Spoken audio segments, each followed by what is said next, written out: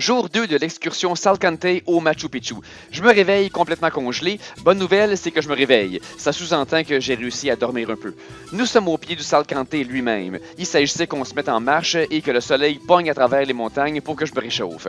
Même si techniquement on continuait à monter. Regardez carrément sur le Salcante, on est rendu à plus de 4600 mètres. Et regardez là, j'étais rhabillé en hiver, mais j'étais confortable. Cette deuxième journée était très particulière. Je veux que vous figiez cette image en tête. Nos pieds sur la neige dure dans les premières heures de la matinée. Rappelez-vous-en, on y reviendra plus tard. Notre redescente pour faire le tour du Salcante s'est amorcée par la vue d'un autre caldeira à couper le souffle. La faune des Andes. Ce matin-là, on a vu des chinchillas, on a vu un aigle, on a vu un faucon. C'était vraiment une matinée rough pour ces pauvres chinchillas. Ok, non, c'est pas vrai, on n'a pas vu tous ces animaux-là en même temps.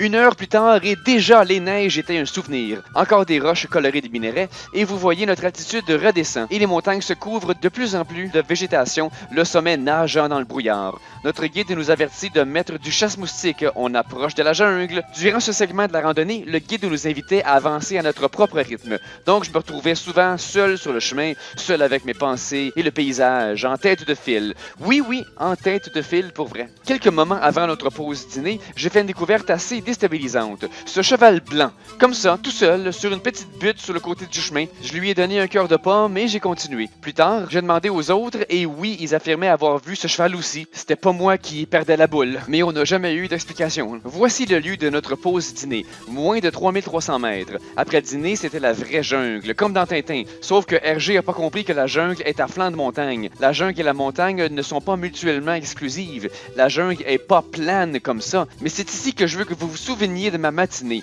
Les pieds dans la neige à 8 h du matin, mais du chasse-moustique puis de la jungle torride à midi. C'est ça la randonnée à montagne, les changements éclairs de climat. Après le dîner, l'itinéraire était très clair. Continuez tout droit en descendant dans la jungle jusqu'au village de Choye. La descente, c'est ma spécialité. Je saute de roche en roche comme si c'était du parcours. J'étais encore en tête de file avec Javier et Andy, les deux Costaricains, et on a eu de la visite.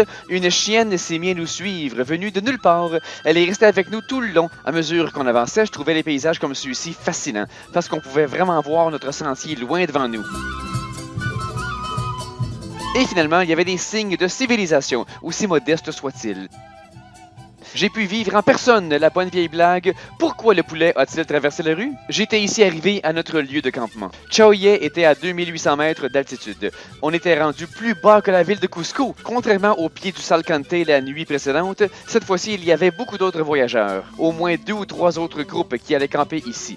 L'un d'entre eux était un groupe de Français qu'on avait croisé la veille. Je suis allé leur redire bonjour. Et voici notre belle amie qui nous avait suivis. Le mystère était élucidé, c'était de toute évidence une résidente de cette place. Là. Comment s'était-elle rendue à l'autre bout du chemin à des heures de marche? Ça, on le sait pas. On comprend pas d'où elle est venue, mais on a compris où elle allait. Il y avait un autre chien, un molosse, qui jouait le boss de Bécosse et qui arrêtait pas de mâchouiller un vieux crâne d'animal quelconque. Quand on le lançait pour qu'il nous laisse tranquille, ça faisait juste l'encourager à jouer à rapporte, bien sûr. Finalement, dodo beaucoup moins douloureux que la veille, mais on peut pas encore vraiment parler de confort.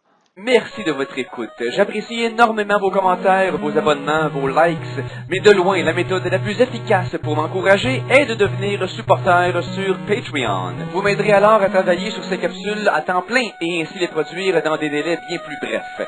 Merci, cher public, je fais tout ceci pour vous, mais je fais aussi tout ceci grâce à vous.